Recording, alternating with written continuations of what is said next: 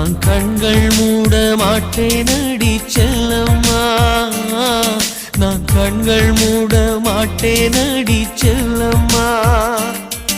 அடி நீதான் என் சந்தோஷம், பூவெல்லாம் உன் வாசம், நீ பேசும் பேச்செல்லாம் நான் கேட்கும் சங்கீதம், உன் புன்னகை நான் சேமிக்கின்ற செல்வமடி.